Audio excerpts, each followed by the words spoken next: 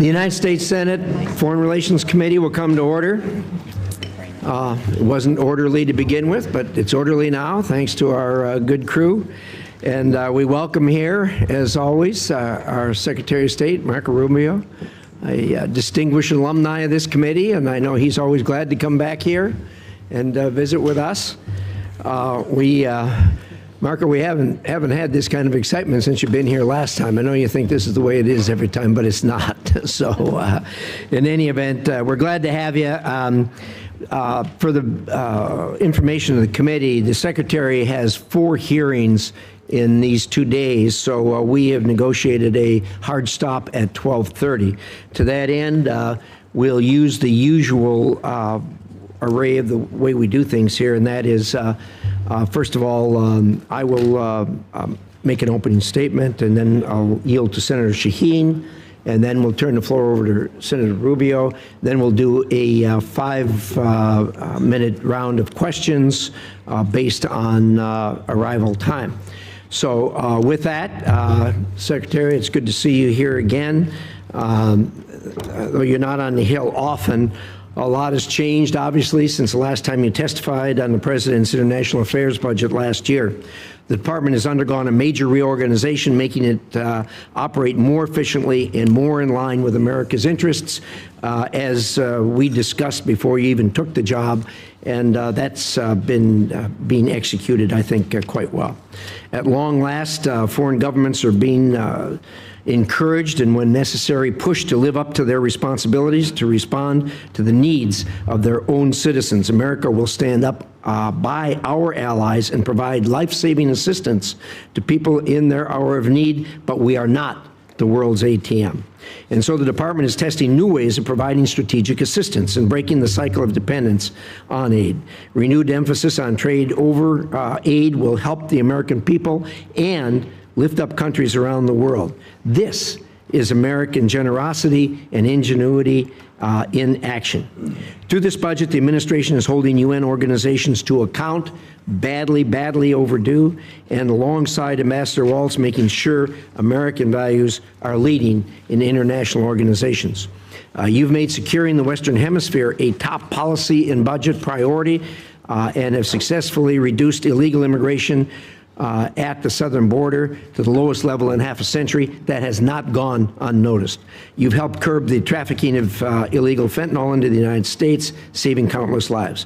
The budget prioritizes countering China's unfair trade practices, expanding military and malign influence operations around the world, and which pose some of the greatest threats in modern history to the American people. At the same time, you've been working to ensure these efforts are strategic, targeted, and effective, and we appreciate that. The administration has also taken care to ensure taxpayer dollars don't go to those who are able but unwilling to pay for their own defense. Through concerted effort by you and your colleagues, our NATO allies have increased their defense spending and have committed to reach the 5% by 2035.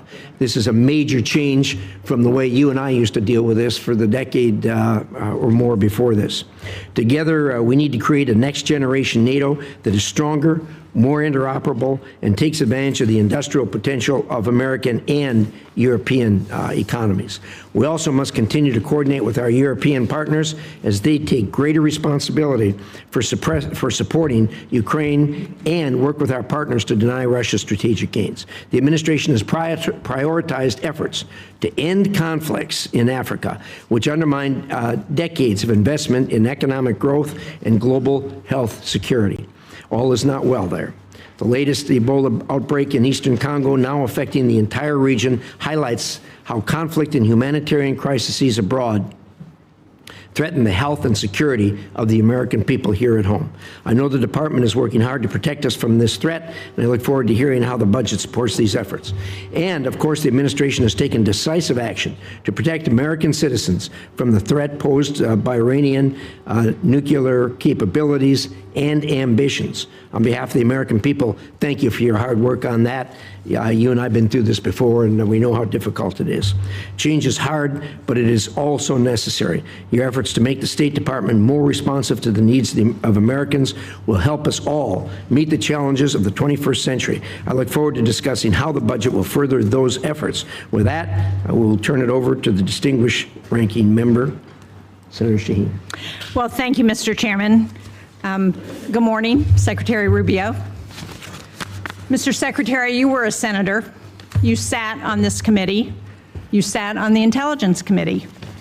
You know as well as anyone that effective American foreign policy requires a strong partnership with Congress. Allies need to know that our commitments can stand the test of time, and that only happens if Congress is brought into the discussion. Congress cannot be a partner if it's kept in the dark. I have a long list of unanswered requests sitting on your department's desk. And Mr. Chairman, I'd like to ask that these letters be submitted for the record. They'll be submitted. Thank you. I've requested a briefing on changes to U.S. force posture in Europe. And after 33 days, we still have no response. We've requested a briefing from the Iran war on displacement. After 90 days, we still have no response. We've asked for a briefing on Ukraine on a number of issues. After 180 days, we still have no response. We've asked for a briefing on lifting Milorad Dodik's sanctions. And after 225 days, we still have no response. We've asked for a briefing for the U.S. Agency for Global Media. No response after 344 days. The Romanian visa program termination. We've followed up 5 times over 435 days, and we've still gotten no response. In January, when you were before this committee, I asked if you would report to this committee once an audit system was in place to track Venezuelan oil revenues. You said, and I quote, "Oh, absolutely, yeah. We are still waiting." And when you do notify Congress, it's to inform us of decisions you have already made. That is not consultation, as you well know. That is not advice and consent. Congress has been clear on a bipartisan basis. We do not want to cede ground to China. Yet this administration is closing consulates and cutting funding in the Indo-Pacific. The same pattern extends to global health. USAID supported Ebola detection and prevention activities in DRC and Uganda for years. And we can see in this poster, even Elon Musk admitted that one of the things we accidentally canceled, very briefly, was Ebola prevention. Well, those programs were dismantled. And today we have to screen for Ebola at Dulles Airport rather than in the DRC and Uganda, more than 7,000 miles away. You're asking for a 44% reduction in the State Department budget. That includes eliminating funding to the World Health Organization. It includes eliminating all disease-specific funds in the middle of an Ebola crisis that's affecting Americans. Yet, no one from your department can explain to us why this is a good idea. You sent Congress one notification saying you needed $19 billion to close out USAID. Then you sent another saying you needed some of that money to respond to disease outbreaks. Congress has asked for an explanation, and we still have not received one. The same pattern extends to our alliances. I just returned from a bipartisan delegation to the Arctic. We are on the verge of losing the very alliances that we have built for decades because the president manufactured a crisis over Greenland. And nowhere is that clearer than with Russia. In 2017, you wrote, as a senator, that Vladimir Putin will never be a trusted ally or a reliable, constructive partner. But since taking office, you, the president, the vice president, Steve Witkoff, not one of you has been to Ukraine. And yet, your envoys talk to Putin on a regular basis. The president has invited him, given him the red carpet treatment on American soil. But yet, you won't come up here and brief Congress on any of it. and decisions Congress has made on Russia have been systematically undermined. Congress passed support for Ukraine. The administration has slow-walked it. And instead of sanctioning Russia, the administration issued oil licenses that have sent billions to Moscow. Congress has asked what this approach has produced. Russia has conducted 5 times more drone strikes on Ukraine since 2024. More U.S. businesses are being directly targeted than at any point in this conflict. And Russia is providing targeting intelligence to help Iran hit our facilities and personnel in the Middle East, while we're helping them fund this war. When I talk to my constituents, they ask for economic relief at home, not regime change in Havana or Caracas or Tehran. Instead, you sent Congress a war powers notification saying we are not in active hostilities with Iran, while the U.S. was conducting strikes against Iran and Iran was bombing U.S. embassies and bases throughout the Middle East. That was not consultation. It was an attempt to avoid answering to this committee and this Congress about this war. Congress has asked basic questions about the war. Why are roughly half of our Patriot interceptor stockpiles gone? Why does the Strait of Hormuz remain closed? Why is gas up $1.50? Why did 13 American service members lose their lives in this war? Congress deserves to know why, and Americans deserve to know why. Mr. Secretary, you would not have stood for this kind of stonewalling by the administration when you were a senator, and you certainly shouldn't stand for it as Secretary of State and National Security Advisor. Thank you, Mr. Chairman. Thank you, Senator. We'll now proceed to a round of 5-minute questions. I'm sorry. We'll try.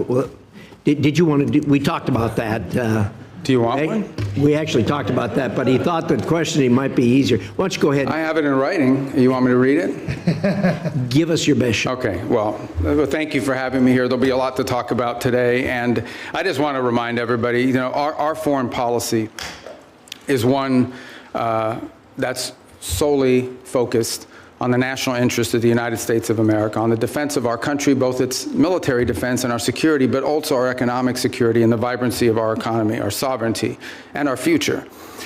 We believe that America should lead the world, and I believe that we are, and we'll have a very good story to tell about that. American leadership, however, should always be on behalf of the American interests. I say this because I think over a period of time in our foreign policy, we lost focus on that.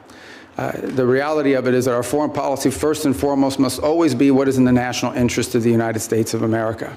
And determining the national interest oftentimes requires us to make pragmatic decisions. Sometimes in foreign policy, the choices are not between a good choice and a bad choice. It's between 2 less than ideal choices, and you're trying to figure out which one of these 2 choices is the one that is best for the United States and least harmful to our interests. And that plays out every single day. That said, we remain the world's sole global superpower, the most powerful country on earth. We have the largest economy. We have the most formidable and powerful military ever known to man, by the way. Our dollar remains the reserve currency of the world. Our language is used extensively throughout the world to transact all sorts of business and many of our engagements. But all of this means very little if that power is not used to protect the people who built it, the people who it is meant to protect. I also remind everybody the United States government is not a charity. We are not here to play social worker. We are here to win. We are here to win on behalf of the American people and on behalf of the national interest, to win for our country, to win for the people of America, to win for the things that are important for our future, and that's what we exist to do. The State Department exists to carry out the foreign policy of the United States, both in diplomacy and in aid, in a way that furthers the national interest and helps the American people. And it's guided every decision that's been made since January of 2025. I'll give you a perfect example is in our own Western Hemisphere, an area that this committee and many of its members long argued, as I did, has long been neglected and not been paid attention to. We now have in this hemisphere a coalition of friendly countries, over a dozen, who have aligned to work on not just the issues of security that we all have in common, but also economic prosperity that go hand in hand. It's an amazing story that basically, other than Nicaragua, other than Cuba, obviously other than Venezuela, remains with some challenges, and of course Brazil, although they're we're in the midst of an election cycle, and to some extent the current government in Colombia as well. At least the president's been problematic. But generally speaking, it is now a region filled with American allies, American-friendly leaders, and an America-friendly direction. Now, obviously, we have to operationalize that into action after 20 years of neglect, in which China and other global powers have intruded in our Western Hemisphere to the detriment not just of American national interest, but to the detriment, in our view, of the people of those countries as well. So these are important achievements, and one that I'm very happy about. I'm also happy about the way we've transformed foreign aid. In any transition, there will be, bumps in the road, but largely speaking, if you think about how those programs that existed in the past were failing us, the old model had to be replaced. And the foreign assistance that remains is being brought under the strategic direction of the State Department. So we're not just providing money, we are also seeking outcomes. It's not just how much money you spend on a program, it's whether you're getting outcomes from it. But it's also being guided with our strategic view in mind. And that means that we are able to provide aid not just all over the world, but specifically targeted at those most in need and those places around the world most important to the national interest of the United States. That will remain our guiding principle. That's been our guiding principle in our reforms. So, we can get into a lot of these details in our questions. The bottom line is that all this and more is a reflection of this belief that I outlined at the outset, and that is that foreign policy cannot be separated from economic policy, from border policy, from energy policy, from any of these other spheres that are critical to our national interest. A country that cannot build ships or produce medicine, or control immigration, or access vital resources, cannot defend its people, cannot defend its interests, and cannot defend its way of life. So our foreign policy continues to be reoriented around the real foundations of national strength.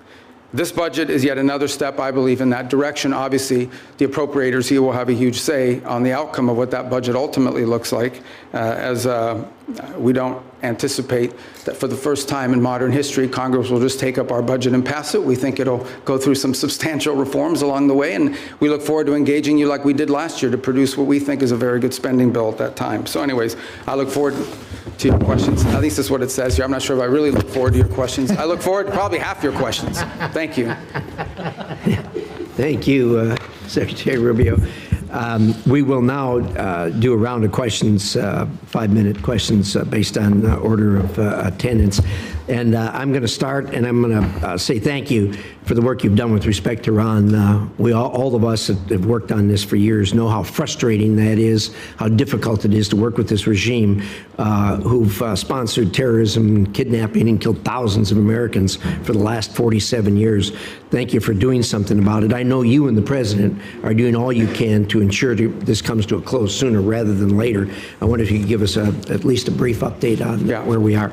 Well, first let me remind everybody that while I've not been before this committee since, I believe, February, when we briefed on the Venezuela operation, I have appeared on multiple occasions here, both in my role as National Security Advisor and Secretary of State, in both all Senate briefings multiple times, Gang of 8 briefings, Gang of 16 briefings.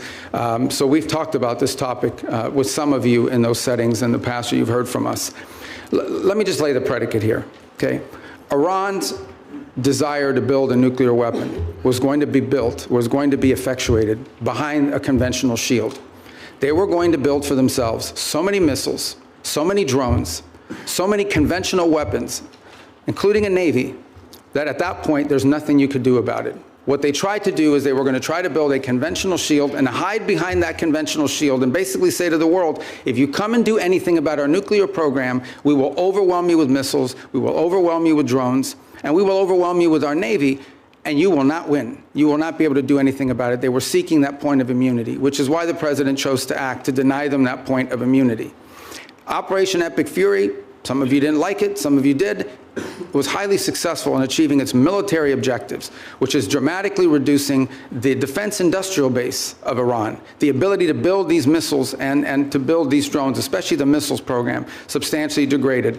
A substantial percentage, and I'll leave the exact numbers to the Department of War because I'm not a general and I'm not here to speak as a military planner, but a substantial degradation in the number of launchers that they have as well. They still have a lot of drones because these are easy to make. We all know it's not an Iran challenge. This is a global challenge.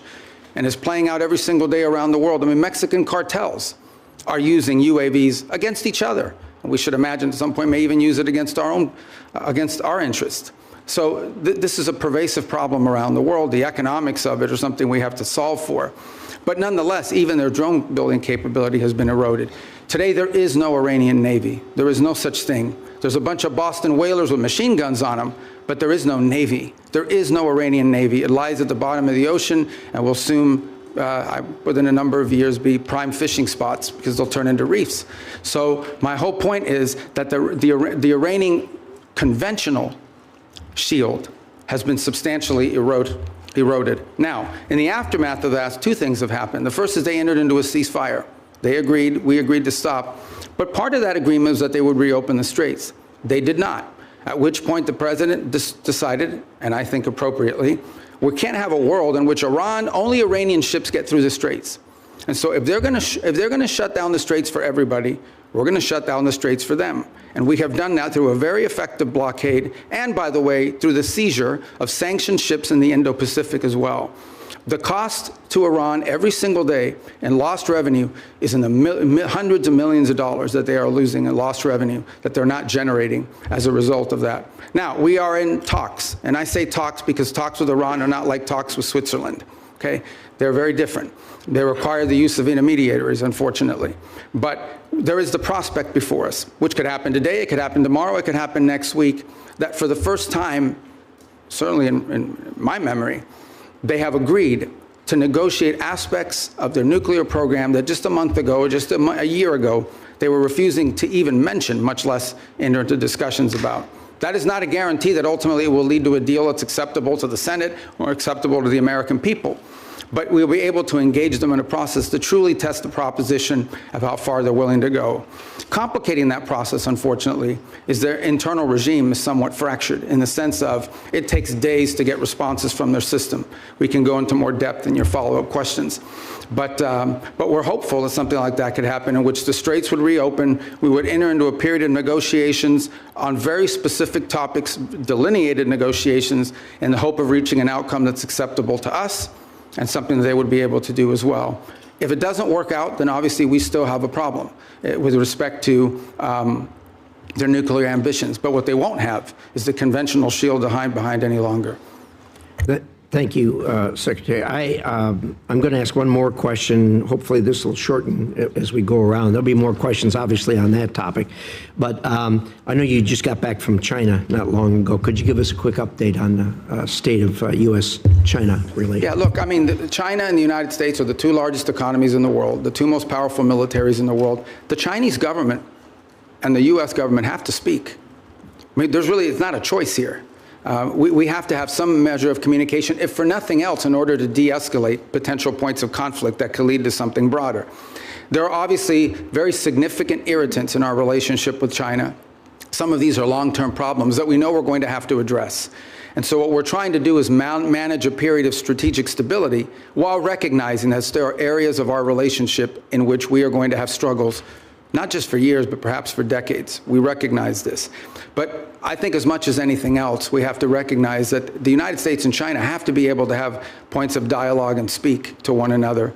As I said, for no other reason than to be able to have a communication channel. I think in our meetings, it was abundantly clear which are the areas that we do not have strong alignment or agreement on. We understand that there are areas in which long-term we're going to have some real challenges, whether it's supply chains. Put it to you this way, let's leave China aside for a moment.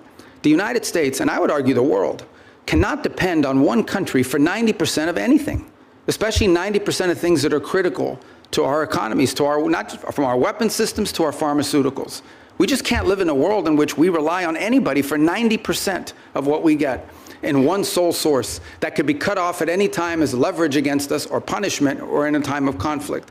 And so we are actively searching and have plans in place, and we're implementing these to diversify where we get critical minerals, where we get our supply chain, secure that supply chain. And obviously the Chinese would like to retain their monopoly position in some of these. This is going to be a long-term issue that we're going to have to continue to confront and work on. Work on that continues even while we are engaged in the ability to dialogue and speak to them, because we have to. It's responsible, and we truly have no choice but to be able to do that. It's to their benefit and ours, and I would argue to the benefit of the world that these two countries are able to speak to one another. Thank you, Secretary. And I think your comments about the supply chain and the critical minerals and everything else that's in the bottleneck, these are things that are relatively new to us. They've always been there, but COVID underscored that. And then, of course, the Ukraine war brought it out even more. And appreciate your remarks. I think everybody at this dais knows we are, as a nation, looking at that. With that, Senator Shaheen. Thank you, Mr. Chairman. Mr. Secretary, at this budget hearing last year, you testified that no one had died as a result of foreign aid cuts. Sadly, I think we're seeing in real time that that's not true today. There are more than 1,000 cases, more than 200 Ebola-related deaths. And as we know, one of the entities that is a critical global health tool is GAVE, particularly during a disease outbreak.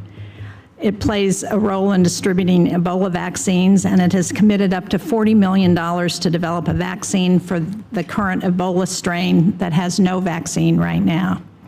So how are you making sure that Secretary Kennedy, who has been sitting on those funds for months now, is going to release them so that they can go to help develop a vaccine to address the Ebola outbreak? Yeah. Well, a couple points on Gavi. I would say that the president had asked that we allow Secretary Kennedy to play a leading role on the Gavi decision because of his strongly held views with regards to vaccine safety, and he wanted them to conduct some reforms. I actually talked to Senator Schatz about this last week as well, and so the State Department's going to be re-engaging. I'm not here to tell you we're going to yank this thing and we're not going to listen to his points of view, but the State Department a few weeks ago made the decision that we were going to re-engage on this issue of Gavi, respecting what HHS views on it are as well, and we want to take their input, but we'd like to get this issue resolved in an outcome that's acceptable, both to Congress and also to our goals on global health. So it is an issue. As I said, I wouldn't use the word defer, but we have certainly allowed him to play a leading role in determining what we're going to do next. But right now, we're sort of at a stage where we are going to re-engage. We need to drive this to an outcome. I couldn't agree more. And so do you commit to using the $2 billion that Congress has appropriated for global health to actually help fund global health security? Well, we do fund global health security beyond Gavi, by the way, and we can talk about that. We can talk about the compacts, I think 32 that we've now entered into with countries all over the world. We have a new agreement with the UN as well that they're very happy with. The Global Fund, we've hit our cap. We are at our 33%, and we've actually been able to attract additional donors from around the world to contribute to it. On this specific item, I would say we intend to get this resolved. We want to get this resolved. It's an important part of our matrix. We will follow up, and I hope you will share with this committee as soon as you get it resolved. I want to go to Russian oil sanctions and general licenses, because President Trump gave Russia a lifeline, allowing it to sell oil globally through licenses issued by the Treasury Department. While I think the administration should have known that the Iran war would make Russian oil more desirable, they decided to remove the stigma on that oil and give an extra windfall of cash to Putin. So can you let us know whether you believe or whether you will support extending those licenses, when it comes back up mid-June? Yeah, a couple points. First of all, the two things have happened. The one is actually the U.S. production and U.S. playing a role in the global energy supply has increased. I think we had our largest amount of exports from the United States we've ever seen. So we've also benefited from this, and our energy dominance has really come into play. The Russian waivers were a decision. These are the policy, the underlying policy remains on the sanctions. What has changed is these time-limited extensions to sort of try to alleviate the global, the problem we're facing too is there's a contagion potential, and that is that at some point we can do strategic reserves, we can do some of the other things that we've done to sort of alleviate global supply, but at some point you have to ensure, and this is not so much for us. At the end of the day, our economy is not in need of it, but there are other economies around the world that have benefited from this. So these are time-limited extensions that ultimately at some point will expire. We've certainly benefited China and Russia's economy. Well, China doesn't. I mean, China refines oil. They import a lot, but they refine oil, and but they also benefit from Russian oil. But my question for you is, can you commit not to extend the general license again when it expires on June 17th? Well, that ultimately is a decision that's made by Treasury, but I will tell you, it depends on the circumstances at the time. We would like to end it as soon as we possibly can because the underlying policy of this country has been to sanction their oil. These are time-limited waivers for the purpose of opening up more global supply. I understand that, but if we continue to extend them, they're not time-limited. I want to get a final question in on food for peace because, as you know, the closure of the Strait of Hormuz has deepened the humanitarian needs in food in secure countries such as Sudan, South Sudan. And yet, in your opening statement, you said that our aid targets those who are most in need. But I think it's very concerning that the country selection process for Food for Peace, which I understand is led by the Department of State, includes only 2 priority countries from World Food Program hunger hotspots. That's Haiti and the Democratic Republic of the Congo. So the question I have is, why are we adding countries that aren't facing acute food insecurity, like El Salvador, Guatemala, and Rwanda? Why are we not helping countries who are facing acute, well, famine in some cases? Sudan, Gaza, Afghanistan, Nigeria, Syria, Somalia. These are all countries that have humanitarian crises, and yet we're helping countries that don't have acute food insecurity. So a couple points. First of all, on Gaza, we have spent hundreds of millions of dollars, including after the ceasefire, and providing through the World Food Program and other entities, and we continue to do so. I think if we're not the world's largest donor, I'd be surprised because it's a massive amount of money that we've provided through those mechanisms of various means. On the point of Sudan in particular, the complication in Sudan, which I wish were different, and we're very involved in this. I mean, I had a meeting on Sudan yesterday. The problem in Sudan has largely not been our unwillingness to provide funds. We are willing to step forward, and we have the flexibility through what we've been able to do with foreign aid to surge up that. It's been distribution. It's been the ability to get that. So as an example, in these conversations we're having between the warring sides, one of the things we're trying to identify is 4 safe spots where people can go receive humanitarian care assistance, where we can actually have the outside groups, the NGOs, the international organizations that we contract with, have the ability to go in and actually deliver the food without having their trucks hijacked or blown up or their workers killed. That's been the fundamental challenge in Sudan, is distribution. The distribution is being threatened because we don't have conditions on the ground that allow for it. And so to allocate money towards something that we can't distribute is unwise until we have that in place. That's deeply tied to the ability to have a peace deal, which I can tell you has been very frustrating. On the one hand, with Sudan, we had a donor conference in Berlin. I don't want to interrupt you, Mr. Secretary, but I'm out of time, and it doesn't explain why we are providing food for countries that are not insecure. I appreciate the challenges in Sudan. We have those challenges in many places, but because we have dismantled the distribution network when we eliminated USAID, we've exacerbated those challenges in countries around the world, and we are not providing the help based on humanitarian needs, and that's my concern. Thank you, Mr. Chairman. Senator Ricketts. Thank you very much, Mr. Chairman. And Mr. Secretary of State, thank you for being here. Really appreciate it. Good to see you. Communist China is trying to win the AI race, and they will use it, for example, to dominate our military if they're able to do that, and so many other ways. A world where Communist China is dominant in AI is very bad for the United States and for the entire world. That's why it's critical that us and our allies cannot lose this race. Semiconductor supply chains, particularly semiconductor manufacturing equipment, SMEs, are critical to winning this competition. It's one area that Beijing is spending billions and billions of dollars to be able to produce chips in China, and they've failed to be able to produce those high-end chips so far. President Trump understands this better than anyone because the Trump administration was the first to utilize export controls on SMEs to slow down Communist China's advanced chip-making industry. Since that time, key allies and partners have also imposed controls on SMEs to China. However, their controls have not been as restrictive as U.S. controls, and this has allowed certain foreign countries to backfill the Chinese market with critical dual-use tools. Secretary Rubio, do you agree that export controls on SMEs are critical to maintaining our technological advantage over Communist China? It is. It's actually where it's most critical is in the high end, the areas, that are not legacy, that are broader and that allow for that.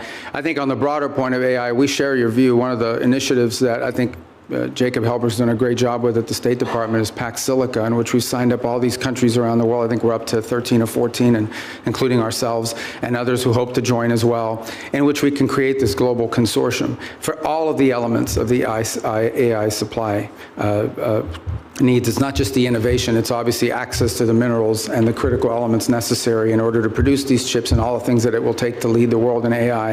I think it is safe to say the United States right now is a global leader on AI.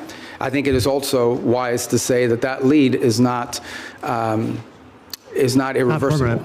It has to be sustained, and there will be a real challenge in sustaining it, and we're going to have to stay focused on it. The good news is I do think we have a system of global alliances that view it the way we do, and we want to lead on it because it's not just about leading the technology in AI, it's about also leading in the standards that will govern how AI is used. I don't want to monopolize this conversation on this point, but it's one that I think the Senate should think about, because I know we're starting to think about it. AI will have very positive impacts on our economy and societies. It will also have some detriments. There will be white-collar jobs in this country that will be impacted. And I think we have to start thinking not simply about the impact that AI will have on those jobs, but the societal pressures that will create, not just in the United States, but in economies all over the world. Much like industrialization and automation did, it will make the worker more efficient and more valuable, but it will eliminate some jobs, and those jobs will have to be replaced with new jobs or new skills. That's not just an economic issue, that is a political issue. That, over time, could destabilize societies all over the world. So we have to start thinking about AI in those terms as well. You mentioned our allies. Shouldn't they have to follow the same sort of standards U.S. companies do when we're limiting the semi-manufacturing equipment that's going to Communist China? And that's our hope, is that we can create people that we can create a coalition of nations that understand the danger in this. And they're running through the same, some are better than others, but they're running through the same problems that we run into. And that is companies ultimately want to sell to the markets, and China's a large market. But I agree, and that's one of the goals behind Pax Silica, is to create unanimity or consensus behind that thinking. Well, Mr. Secretary, that's why I recently introduced the Match Act with Senators Kim, Risch, and Schumer to level the playing field. This bill would provide the State Department with the leverage in ongoing negotiations with our allies to align those controls. And if agreement cannot be reached, it would ensure that foreign companies cannot sell the very choke point technologies that we have restricted. So I hope you'll support that as we move forward on it. One other thing I just want to hit before my time runs out here is that I was the co-sponsor of a bill to create the U.S. Foundation for National Security and Counterterrorism. This is a foundation that would be a public-private partnership. It would help counter traffickers and insurgents operating in ungoverned spaces around the developing world, such as Africa. The State Department, however, is not for over a year and a half now, launched this foundation, and I'd encourage you to work expeditiously to implement it. I think this is something that, as we're talking about, especially the continent of Africa, can be very helpful to making sure that we're not only helping conserve the environment and helping animals, it's bad for terrorists. Thank you, Mr. Chairman. Thank you. And look at that, I kept it in my time. Good job. Can you do as well, Senator Murray? I'll do my best. Thank you, Mr. Chairman. Thank you, Mr. Secretary, for being with us today. Despite the differences that existed between Republicans and Democrats prior to this administration on how to approach Iran's nuclear program, the theory was basically the same, that we were going to impose significant harm on the Iranian economy in order to force them to the table to negotiate. What is happening now is fundamentally different. This war and the administration's decision to blockade has now held the entire world economy and the U.S. economy hostage to the ability to negotiate an agreement with Iran. This is why the entire country is seized by the question of when there will be an agreement, because apparently until there is an agreement, the Strait of Hormuz remains closed. There is a cost to the Iranian economy, but now there is a devastating cost to the U.S. economy. It has been indecipherable the information coming from the administration, especially in the past several weeks, as we get signals that a deal is imminent. The president said yesterday he's bored by the negotiations. He doesn't care whether we get a deal. Very briefly for a picture. I think it's really important for us to understand what your bottom lines are, what you're asking for in this negotiation, what commitments you need Iran to make in order for you to release the blockade, and we hope for them to release the blockade as well. So give us a little insight into what your bottom lines are. What is going to get the strait reopened? Because this is kind of the only question that matters for American consumers right now. And every day we get wildly different signals from the president as to whether he even is engaged in this question as to whether the strait is going to reopen. Yeah, I think your question gets right to the heart of the matter. So I think it's a good question. Let me first bifurcate two things. The only reason there's a blockade, the only reason why there's a U.S. blockade is because Iran has closed they're firing on commercial ships, and they've mined large segments of Hormuz international waters. And so the blockade is only against Iranian ships. And it's very simple. The notion is if no one's ships are going to get out, then Iran's ships aren't going to get out either. We can't live in a world in which they get to close the straits and tell everybody, pay us a toll or we'll blow you up, but their ships get to go out unfettered. So that's the reason why there's a blockade. There wouldn't have been a blockade if Iran had agreed to do what they said they would do when the ceasefire kicked in, which is they were going to open the straits. So let me just focus on the straits for a moment. Number one, what they're doing is unlawful and illegal. There isn't a country on earth other than Iran, and maybe Oman that flirted with it, who's in favor of what Iran is doing in the Straits. The Chinese are against it. The Russians are against it. Everyone is against it. The whole world is against it. So condition number one is they have to reopen the Straits. And reopening the Straits means the following. Ships can sail through international waters the way they can do through other choke points around the world without being fired upon, without paying a toll. That's condition number one. But the strait is closed because of our decision to invade Iran. This is a consequence of our military action. So I guess I'm not interested in litigating that question. We all know why the strait is closed, because you took military action against Iran, and we knew ahead of time that that would be their likely response. The question is, how are we going to get it reopened? Are you going to drive a bargain that is so tough and so hard that the strait remains closed? So how are we going to get it open? The first thing, that is a predicate to anything else happening. The straits have to be reopened. So the way to think about it is this. If Iran wants to be able to move its oil again through the strait, they will have to reopen the straits. If they refuse to do so, then we have other options available to us, but we would prefer to negotiate the opening of this, which means tell us about the negotiations. What do you need from them in order to get the strait reopened? We need the strait reopened tomorrow. Well, what needs to happen is very simple. They need to announce that they will no longer fire on commercial ships that are going through, or threaten to fire on ships, because in many cases, ships just won't move. They won't go, not because they got fired on, but because of the risk of being fired upon. And so they have to announce very clearly, the straits are now open. We're not charging a toll. We will help remove the mines that they put in there, and they will not fire on ships. But the president says they also need to make commitments on their nuclear program. That's what I'm asking. Oh, I see what you're saying. What commitments do they need to make in order for the strait to be reopened? Well, the second thing they have to agree to as part of this is, so in addition to the straits, that's the predicate that opens the door to phase two. Phase two is they have to commit to very specific negotiations on the disposition of the highly enriched uranium that still is buried deep in a mountain somewhere. They have to agree on negotiating severe and long-term limitations and or cancellation of enrichment activity in their country. In the second phase of negotiations. Well, obviously these are highly technical matters, so I don't think you could work those out in 5 days. That would require a team of experts to meet over a 30, 60, 90-day period and work out the details. But they have to commit to their willingness to do that. For example, they have to commit to say, we will dispose of the enriched uranium, and the question now is, what are the mechanisms by which we do so? That can be negotiated. Final question. In order to get to that second phase, are you willing to release sanctions or release frozen money that the United States is withholding from Iran? Right now, everything that's been discussed with them is that any sanctions relief, now remember, sanctions there's international sanctions, there's congressional sanctions, there's executive sanctions, so some we can release and some we cannot. But any sanctions relief is condition-based, which means it has to be in return for the reason why those sanctions were put in place in the first place, which is their nuclear program. So yeah, look, Iran is being sanctioned because they enrich uranium. Iran is being sanctioned because they've highly enriched uranium. Iran is being sanctioned because of their nuclear activities. If they agree to give up those things, there will be sanctions relief associated with their commitment and compliance You will not get with those sanctions agreements. relief just in exchange for reopening the strait. No, that's not been discussed. That's not been offered. Senator Hagerty. Thank you, Mr. Chairman. And Secretary Rubio, it's good to see you here. I want to commend you and the administration for actually implementing a foreign policy that advances America's interests. Thank you. If we could, I'd like to start with the Philippines, an area that we know very well. It's a geographic center of the Indo-Pacific region.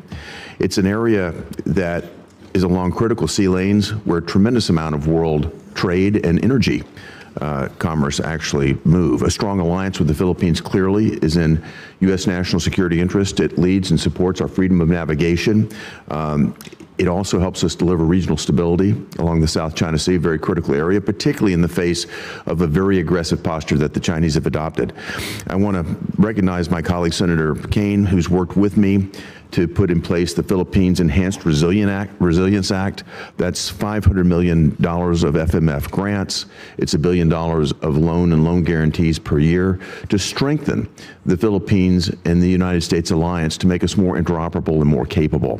Mr. Secretary, I'd just like to get your comments, your vision on the role of the Philippines in the United States alliance. It's actually, I spoke to President Marcos on Sunday, and have had multiple engagements with them at a personal level. We've had visits. A couple good points here. The first is we've actually entered into agreement with them in which I believe it's an old U.S. military facility inside the Philippines that will now serve as sort of I think it's a 4,000 acre. I'm very familiar with the area. Yeah, you know it. And that we'll be able to do a lot of our activities together with regards to our joint interest in developing on AI and high tech and diversifying and helping diversify their economy. The second is to continue with our defense commitments that we've made to them and the ability to interoperate joint exercises, which we've done now multiple times over the last year. Obviously, we're very concerned with Scarborough. We've seen in recent days, and we've demarched and made a very clear note. This issue came up during the first meeting with the Chinese. It's come up in every engagement I've had with the Chinese, and it's come up again now very recently through diplomatic channels, and that is we're very concerned about recent activity once again near Scarborough. And the buildup of infrastructure that appears to be exerting, territorial claims that we have long argued are not valid. This is one of those irritants in the long term that I think we'll continue to have to manage. But I view the Philippines as a critical partner, and I think over the last, I would say, couple of years, our relationship with them, particularly under their new administration, has dramatically improved our ability to work with the Philippines jointly on a number of topics of interest. Well, I want to commend you. The 4,000-acre Luzon corridor is anchored by the Subic Bay project, which when I was ambassador to Japan, worked very hard to get that back for America. And I see that as a tremendous opportunity for us to deepen our economic ties. And of course, that has, as you mentioned earlier, tremendous national security. Yeah, can I just add one point? There is, some desire during their chairmanship this year of ASEAN to reach a sort of code of conduct understanding in the Indo-Pacific. And while I understand that desire, I just want you to know, and perhaps many of you can help us in making this point, a bad code of conduct agreement is worse than no code of conduct agreement at all. And I think that's very important because they are under withering constant pressure in the region to agree to a code of conduct in the region that I think would be detrimental, would set a precedent that I think is very dangerous in the law. So we'd love to see one, but it has to be a good one. We don't think that's possible under current conditions, and a bad one is worse than none at all. Your point's very well taken. Look forward to working with your team, Mr. Secretary, to advance that. Can I turn to another issue of concern, and again, it's joint concern. Senator Kane and I both worked on this, and that is the actions that have been taken by countries that have been perceived as our allies against U.S. business interests and against U.S. investments in their country. Particularly, I'd like to point to the example of Vulcan Materials. That's a situation where a U.S. company put billions of dollars of investment into the Yucatan Peninsula, both in port facilities and in quarrying operations, only to be confiscated by the Mexican government. Then the Mexican government came back in arrears, by the way, retroactively tried to justify this taking as some sort of environmental move. Sadly, we had to fight pretty hard, the previous administration, to not allow this to happen. And I think it's going to take more bipartisan effort. Certainly you'll have it from here in Congress to push back on any government's effort to try to confiscate American corporate property. What that will do is have the effect of minimizing or basically reducing the incentive or de-incentivizing our foreign investment in other countries, which again I think hurts the mission that you're on. I'd love to get your perspective on how the State Department will stand up for American investments overseas. We do every day, and in fact, one of the great benefits of our reorganization is that it has empowered the regional bureaus.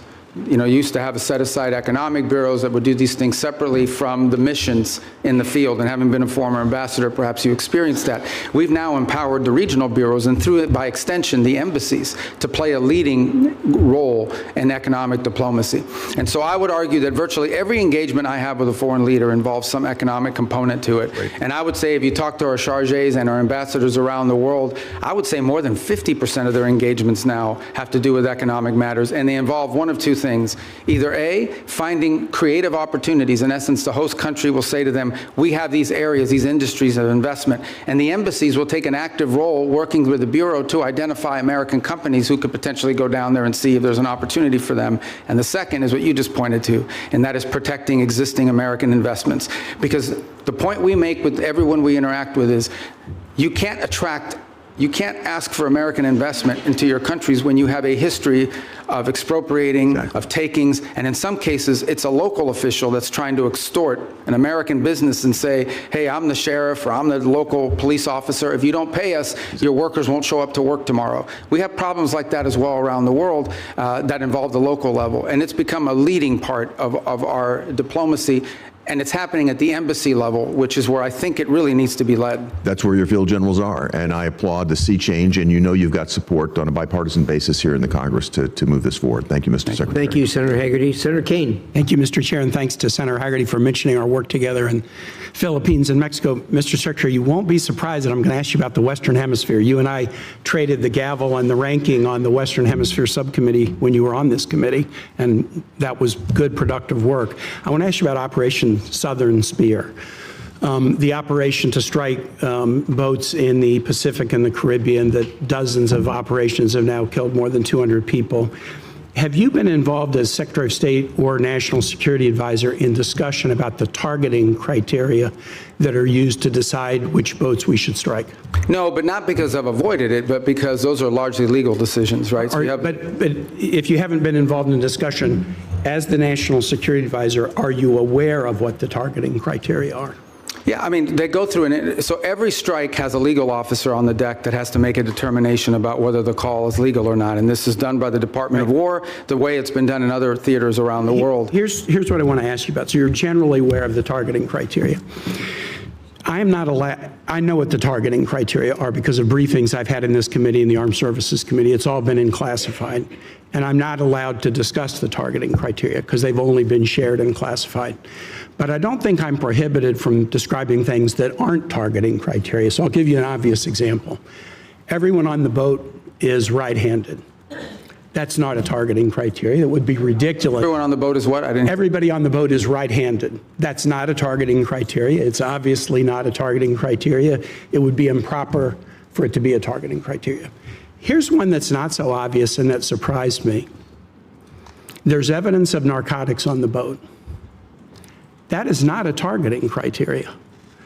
I have been briefed on Southern Spear since the first operation on September 2 and most recently within the last couple of weeks, and I've asked again and again, have the targeting criteria changed? No, they have not. What are the criteria? Here's what they are. I can't describe it here.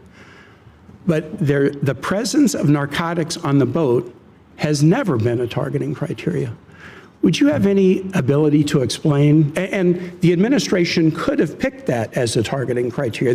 They chose items that were targets, that authorized the use of the U.S. military to sink boats and kill people, but they have not used the presence of narcotics on the boat as one of the targeting criteria. And I would suggest to my colleagues, if you go look at the individual files of all the strikes, and I've looked at the first 46, they are consistent with what I've just said about something that's not on the list of targeting criteria. Why would the administration not include the presence of narcotics on the boat as a targeting criteria Well, look, in Operation Southern Spear. As you just outlined, I can't discuss the specifics of the targeting criteria, but I can tell you the one thing that is obvious is that the targeting criteria is not single source. In essence, there are multiple checks. There are 3 elements to the targeting criteria. Right, and all of it informed and infused by intelligence collection. In essence, they have to have true links. I can tell you they do walk away from strikes. There are multiple times that I've been aware. I'm not aware of every strike because it's not reported on a regular basis, it's delegated. Yeah. But there have been strikes that they've walked away from because it doesn't meet the criteria or because there's doubt. I'm not saying that the strikes that I've reviewed don't meet the targeting criteria, but I'm saying how odd it is, especially since the administration always announced this is against narco traffickers. We've attacked narco traffickers. How odd it is that the presence of narcotics on a boat is not one of the targeting criteria. And I would encourage my colleagues, get the same briefing I've gotten, take a look at the strike files. You'll be as surprised as I am. Here's the second question. Again, in your dual role, Secretary of State, National Security Advisor. The administration's Operation Southern Spear, we could agree with it or not, but the administration presented a legal opinion from the DOJ that we could review. Absolute resolve, the effort against Maduro. The administration presented a legal rationale that we could review. Now, we could review both in classified. They've not been made public. We're 92 days into a war against Iran, and the administration will not let Congress look at the OLC legal opinion justifying the war. Intel committee members, SFRC members, Armed Services Committee members, rank and file members, the administration will not make it available to us. Now, you can imagine, A, we're the Oversight Committee, B, you're here asking for a budget, and in the Armed Services Committee, they're asking for $1.5 trillion, an increase of 40% over last year's budget, but won't let us see the legal opinion. And Mr. Secretary, you know what kind of thinking we do. If you've showed us the legal rationale for 2 wars and you won't show us the legal rationale for the third, is there something in the rationale they don't want us to see? Is there a dissenting opinion that says it's not legal? Are there conditions like you can't strike civilian infrastructure like schools and bridges? Are there factual assertions like the war will be over in 2 days or Iran will never close the Straits of Hormuz? By not sharing the legal opinion with the Article I Oversight Branch, you give us the opinion that there's something in there you don't want us to see. Could you use your influence as the President's Chief National Security Advisor, Secretary of State, NSA, to get the administration to share the Iran war legal opinion with Congress? Well, look, first of all, obviously the Department of State does not develop the legal opinion. That's the Office of Legal Counsel. You're the chief national. So I think what you're asking is why haven't the Office of Legal Counsel provided it? They don't work for the National Security Council. I'm actually they don't work for me. Will you use your influence as Well, I will certainly inquire as to why. Here's what I'll do. I can certainly inquire as to why it has not been available. I don't think there's a reason why. I am not aware that. In fact, my understanding is they have provided documentation to the committee and not the opinion. As part of the war. Not the opinion. Well, that's different. And you wouldn't accept that. All right, well, let me take that back and ask the Office of Legal Counsel. But it's certainly, they provided the legal rationale for the strike. You're asking for the actual written opinion the way it was in the other. Which they provided us in Southern Spear and Absolute Resolve. I'll take that back. Thank you. Senator Lee. Thank you, Mr. Chairman. Thanks, Secretary Rubio, for being... You look like Ricketts. I apologize. This threw me off. Well, look, bald is beautiful, and we can't help that. But thanks for all of your efforts. You are a very effective spokesperson for not only President Trump and the administration, but for the United States, and I'm grateful for that. I was wondering at the outset if you could talk to us a little bit about the fractured Iranian regime and how that might be making negotiations more difficult. One of the things I've wondered, for example, are whether the diplomatic Iranian channels are sort of crosswise, at odds with, or working hand in glove with the IRGC, which is itself causing a lot of these ceasefire violations, or is it all sort of coordinated chaos to try to undermine and tip the scales in favor of Iran in the negotiations? Yeah, that's a great question. Let me try to give this answer to you in a way that's not boring or wonky, because it's been a shift. Obviously, the original Supreme Leader, the one that was there, is no longer with us. His son takes over. Nobody hears from him for a month. By all reports, open source reporting, I think you've all seen it. He was severely injured in the same strike, and so forth. Are you confident he's still alive, by the way? Yeah, I think there's indications that, in fact, we've not heard from him publicly. We haven't seen him publicly. And I would imagine, given what's happened to multiple leaders in that system, being very public is probably not something that's recommended for them internally. But that said, I think there are indications out there that he is increasingly engaging at some level, although all of his communications have been in writing and through intermediaries. So the way to think about it is the following. You have the supreme leader, and understand that at the end of the day, the supreme leader in their system there really is no analogy to it in our system or anybody else's system. It is a theological office. It was the head of the Islamic republic in the sense of the ultimate decision maker. And every major decision has to be run by them. They are advised by a council. It's not clear if it's 6 people or 8 people, but there is a council made up of both IRGC and other elements of the regime that surround that supreme leader. And ultimately, that council has to sign off on anything. And then there are the people you see on TV, like Arachi, who's out there every single day, and Golubov, who's the speaker of the Majils, who's been playing a pretty prominent role. And they are the ones that they have sent to negotiations and so forth. It is our view of the system, as we understand it, and as it's been expressed to us both by the intermediaries and by Iran directly, that what Arachi and Golubov bring or take from us, they then have to run back to this council and ultimately get guidance from them. And that process oftentimes takes 3 to 5 days to get a response. Now, some of it is logistical. They're operating probably using couriers and things of this nature. Part of it is internal fissures on exactly what they should agree to or not agree to. I think the second point that needs to be driven in this regard is that there is evidence that there are communications issues within the regime as well. So, for example, it's pretty clear that at the outset of hostilities in the conflict, they had delegated decision-making to field commanders. And so oftentimes field commanders had delegated authority to act on let's say, a pre-operational planning that already put in place.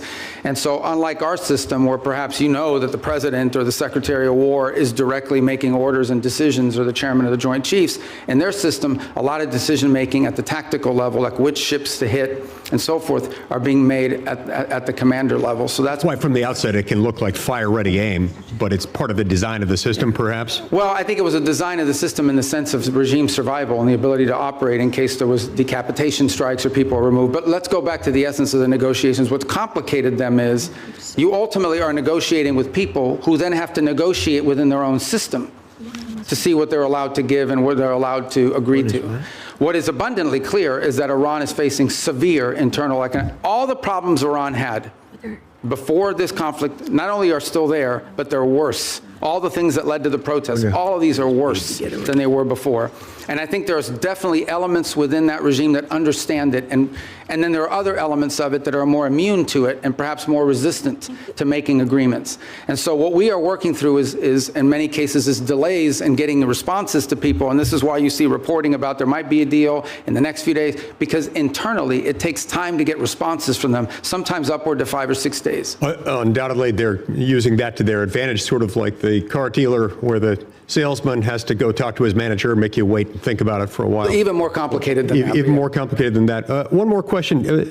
I think we could benefit from hearing from you about the need to zero out funding for a couple of entities, including the National Endowment for Democracy and USADF. Can you tell us about that? Well, look, these programs, I think, have served a purpose in the past, and obviously there's a congressional role to play here, right? I mean, at the end of the day, these programs have had, especially the National Endowment for Democracy, has had support in Congress in the past. And look, I was here for 16 years. I understand that you're going to pass an appropriations bill, and the appropriations bill is going to have things in it that we don't have in ours. That's just the way it is. And we understand it. We'll make it work. But we are concerned, or have been concerned in the past, about organizations that sort of have lost their purpose and what they're advancing. And at the end of the day, look, we have a lot of resources. The United States is the richest country in the world. We have the largest government budget in the world, but we don't have unlimited resources. We still have to be able to strategically spend our money. And the State Department, you know, when I took over, a lot of people are like, oh, that's a mess. State Department's not that big. The majority of our employees are local hires overseas. We have, you know, foreign service officers, career civil servants, but compared to some of these other agencies that are out there, we're not that large, and yet we have a global footprint. We're really, other than the department, I would say beyond the Department of War, we're the only ones that are present almost everywhere on the planet. So we have limited resources, and we have to be able to allocate those resources in ways that are driven by the core mission of advancing our national security. And oftentimes that will mean that things we have paid for in the past, we can't continue to fund, because there are other things. It might be good, but there might be something else that's more important and even better. Other cases, we may still spend money on a purpose, but we want to be driven not just by, we don't want to be judged just by how much money we're spending on something. We also want outcomes for it. We want to show outcomes. That's been the goal behind these MOUs, these compacts with the 32 countries that we've entered into in a week plan, is we're not just trying to solve the disease problem this year, we're trying to build the local capacity so that 5 years from now, they won't need aid anymore because their local systems can handle it. Saying 5 years, some countries may take 10 years, but nonetheless, that's the goal, and it's been very well received. Thank you. Thank you, Senator Lee. Senator Merkley. Thank you, Mr. Chairman and Mr. Secretary. Good to see you. As Senator Shaheen noted, you've expressed that no one died as a result of the sudden shutdown of AID. And I did ask you last time you were here about that, and I won't repeat all that, but I want to note that the folks who study this at the schools of public health, the Harvard Chen School, the Boston University School of Public Health, estimate that over 500,000 children have died from that sudden shutdown. I want to kind of put a note on that. If you were to walk across this country, you'd see one dead child equivalent every roughly 30 feet. That's the level of carnage. I know you disagree with that, but many experts who are in this field, that is their estimate. And I hope you'll ponder that as we strive to rebuild our programs related to malaria, tuberculosis, AIDS, HIV, nutrition, and certainly infectious diseases like Ebola. I wanted to turn, though, to Taiwan. It's an area that you and I worked on quite a bit together when you were here, including the Taiwan Relations Reinforcement Act and the Transnational Repression Policy Act, the Hong Kong Economic and Trade Offs Certification Act. And I'm very concerned about the President's comments on his recent trip. He noted that arms sales to Taiwan are a, quote, very good negotiating chip. And when he was asked about how much he talked about arms sales with China, he said, we discussed arms sales, quote, in great detail. The 6 assurances included that arms sales to Taiwan would never be a negotiating chip. My concern is that the President now has kind of accentuated the arms sales by not approving, not putting the stamp of approval and completing the arms sale that Congress has already funded. And that this sets the stage for China to very much proceed to pursue more aggressively their effort to incorporate Taiwan into the broader framework of China, including extinguishing Taiwan's democracy. So I'd just like to hear your thoughts. Hopefully there's a path here that will re-accentuate our support for Taiwan's democracy.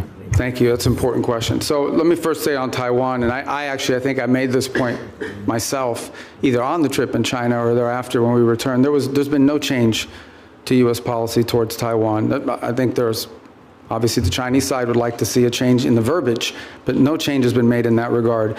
The second point I would make is, I believe in December, I know in December of this year, we did approve an arms sales, I think $11 billion. I think it's the single largest arms sale ever. It was a huge sale to Taiwan. This was just last December. I think it's more than the totality of the 4 years under the Biden administration. And I would recall that there were a 6-year period of time under the Obama administration where there were no sales to Taiwan. There is a second pending sale, which I think is the one you're referring to. It's the $14 billion one, and that remains under review. And, but we just did one in December. So I don't think it's, and I'm not saying you're saying this, but I don't think it's fair to say that the U.S. is not providing it. We just had a massive arms sales, and it was so big and so noticeable that the Chinese became very aggressive about it in some of the incursions they undertook as a result of it. And as I said, it was more in one sale than we did in the entirety of the Biden administration, if I'm correct, and I think I am on that point. So, but the most important thing to understand is we want to see the status quo preserved as is at this moment. That's our policy. That's what we've said. That's what we continue to say. It's a very, as you know, a very delicate relationship to balance. But our policy on Taiwan is not changing and did not change on this trip. Another issue that you and I worked on was the Uyghur Forced Labor Prevention Act. And it's really been the most effective strategy for saying that products produced by slave labor will not be admitted into the United States.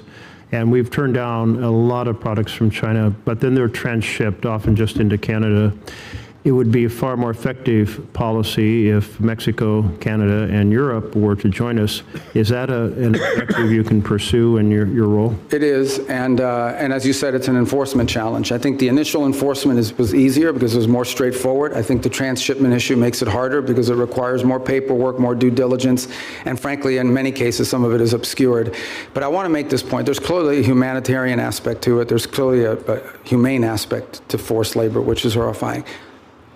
Separate but related, there's an economic aspect to it. It is also, unfair competition for our companies to have to compete against someone who has free labor, basically compelled and forced labor.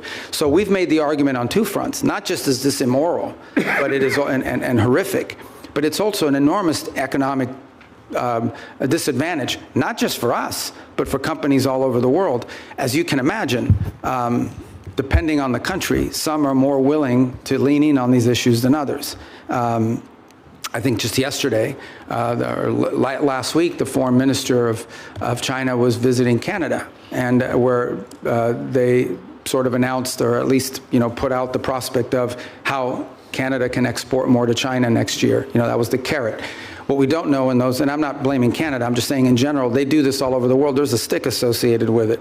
And I would imagine that China's I know that they put tremendous amount of pressures on countries around the world not to comply with restrictions like the ones we put. I agree. If we got Canada and Mexico to agree, given our current trade arrangements, it would make it far more effective. To date, we have not been successful at convincing them that they should do that because, among other things, I think they fear retribution. But we certainly will continue to raise it because we think it harms them. Thank you. Senator Barrasso. Thanks, Mr. Chairman. Mr. Secretary, great to see you again. You opened by talking about American leadership and American interests. And later this month, the G7 is going to be meeting in France, and then next month, NATO meeting in Turkey. Just overview, what are the priorities you're going to go into those meetings with? G7? G7 and NATO, coming up next month in this. Yeah. Well, NATO would be a fun meeting. Let's start with the G7 one. The G7 forum this year has largely been focused, obviously, because of the Straits. So when I went to the foreign ministers meeting in March, a lot of the conversations in April were about the Straits. And the one point we've made is, and what's interesting is a lot of the countries involved there, even though it's not a military forum per se, the UK and France are members of it, they've put together this initiative, which they say they will send minesweepers and escort ships, but they will do so once hostilities is ended. It's kind of a catch-22. On the one hand, why do you need naval escorts if no one's shooting at the ships? That said, I don't diminish the utility of it because I would imagine the first few ships to go through are going to like to be escorted. So I think that's going to be a key feature of that conversation. I think there's a shared interest in all these countries on rare earth minerals and supply chains generally. I think there is a growing global consensus, and we had a great, maybe a few of you had attended part of it, we had a great ministerial here earlier this year on rare earths and supply chains that brought in dozens of countries, and all the G7 countries were represented at it. And so I think that's going to be a feature here is how do we diversify the global supply chain on anything from rare earths to pharmaceuticals? There's growing consensus, so I think that point will be quite dominant. And then given the makeup of who's in the G7, the Russia-Ukraine conflict will always come up because obviously it directly impacts at least 3 or 4 of those members who are on the continent. So we will also, and I don't recall exactly who the French have invited, but in addition to the G7, they'll always invite 2 or 3 other countries to attend. I believe Ukraine has been invited, if I'm not mistaken. There's usually a couple other countries that they'll invite that are not members of G7. But I think those issues will dominate depending on where we are with the Straits, and then clearly the critical minerals and supply chains has been a key focus of G7 actions. The last point is, I think there's been an interest and I think Canada deserves credit for this. The Canadians have really taken a lead, and we've been very supportive of this, in highlighting places like Haiti. And as a result of these G7 meetings, we've actually had a number of countries in the G7, including Japan, step up and contribute to the effort there. And the reason I mentioned NATO, there's an article in The Hill, and Mr. Chairman, I ask unanimous consent that we put this in the record. It says Sweden is now America's most valuable tech ally. You're talking about working together with other countries. It goes on to say, this is just last week, Sweden joined NATO. They've now signed the bilateral defense cooperation agreement. They said in March, Sweden became the first European Union member state to sign the Pax Silica Declaration, Washington's flagship initiative to secure global AI and semiconductor supply chains, and now the technology prosperity deal. I want to know how you've accomplished so much, and is this a model for U.S. relationships going forward with NATO? Yeah, the interesting thing about Sweden is because they, and Finland to this to the equal extent, is because they were not members of NATO for many, many years, they had a self-sufficiency in their defenses. And so now that they've joined, they've actually added to the equation. I'm not here to beat up on any specific country, but generally speaking, the countries you added to NATO were countries that needed from NATO. Sweden and Finland have actually contributed because they brought their own defense industry, their own advanced technologies. So they've been a great partner. They've been an extraordinary partner. We were just there because we had the NATO foreign ministers meeting in Sweden, and it was phenomenal. And I think that Sweden is a great ally and a country that we're continuing to find a lot of synergy and cooperation with, especially on the field of technology, but also on defense. I mean, they have their own defense industrial base, which is an impressive defense industrial base. I wish every country in NATO had what they have, but I understand why Sweden has it. In a number of travels that a number of members have done in bipartisan ways, we found out as we go around Europe that most countries will say they've been too dependent on the United States for military, too dependent on Russia for energy, and too dependent on China for materials. This administration has really made these nations step up to do what they need to do in terms of putting the money forward in defense. So I want to know what the next concrete steps we can do in terms of making some of the pledges of moving from 2% to 5%, making sure that they deploy the military capabilities. Yeah, well, I mean, look, some countries are on track to do that, others are not. Let me just speak about it in general terms. There's a real challenge. On the one hand, they've made these pledges that they're going to increase their defense spending and their defense capability. It actually has to be on defense. That's the first thing. You can't say that pensions for former soldiers and sailors is part of your 5% or your 3.5. I mean, that can't happen. But the bigger challenge that much of Europe faces, many countries in NATO faces, their economies are not growing, and in order to spend more money on defense, they're going to either have to raise taxes or cut social programs. And part of the reality of NATO, whether we like to hear it or not, is that many of the countries in Europe were able to build these very robust social safety nets because they didn't have to spend it on defense because NATO and the United States was providing it for it. So they're going to have to deal with that reality. The second point is, and this is not an anti-NATO statement, but it is the reality. The United States has global obligations. At the same time as I'm in NATO, I have to speak to the Indo-Pacific countries who are also worried about what's our force posture they're going to be. We obviously are involved in the Middle East. We have counterterrorism issues with regards to Africa. We have growing mill-to-mill cooperation in our own Western Hemisphere, especially taking on these transnational terrorist organizations and the like. So we don't have like unlimited military resources, even though we have a very large budget. They're not unlimited. And so we have to be able to allocate our resources and our personnel in ways that make sense, and it has to come at the expense of something. And so I think that's the reality that we have shared with our NATO partners from the very beginning of this administration and have been consulting every step along the way. But these countries will have to step up. They, at a minimum, have to be able to conventionally defend their own sovereign national territory for the most part. Thank you, Mr. Chairman. Senator Van Hollen, you're next. Chairman, and welcome, Mr. Secretary. This is your first public hearing since President Trump and Israeli Prime Minister Netanyahu launched an illegal war against Iran. Netanyahu said he's been waiting 40 years to do this. Turns out he finally found a president who was both stupid and reckless enough to join him. The war has killed 14 American service members, wounded hundreds more, and killed thousands of civilians. It's driving up the price of gas, food, and much more. Trump obviously doesn't care. He called high gas prices peanuts and said, "I don't think about Americans' financial situation." That's from the President of the United States. And all for what? The President told us 91 days ago that we had, quote, won the war in Iran. Last year, he told the country, Iran's key enrichment facilities have been completely and totally obliterated. Was that false? Let's face it, Mr. Secretary, the Trump foreign policy has become a dumpster fire. This is the same president who's more interested in flattering Vladimir Putin than in protecting Ukrainian sovereignty. The president who lifted restrictions on the transfer of sophisticated U.S. chips to China, but came back from his trip there with nothing but ballroom envy. He tweeted about that the other day. This is the president who brought on Elon Musk to take a chainsaw to AID, which has enabled the current Ebola outbreak in the DRC. We've also witnessed corrupt crypto deals with the UAE royal family that have enriched the Trump family at the expense of our national security. We've seen an administration engage in extrajudicial killings in the Caribbean, hijack Venezuelan oil, threaten to invade Greenland, and weaken the NATO alliance. Here at home, a Reagan-appointed judge said that you and former Secretary Noem abused your powers when you locked up and still seek to deport students for protesting the destruction of Gaza. The Reagan-appointed judge said you did that, quote, primarily on account of their First Amendment-protected political speech. Speaking of Gaza, the so-called Board of Peace seems to have run around.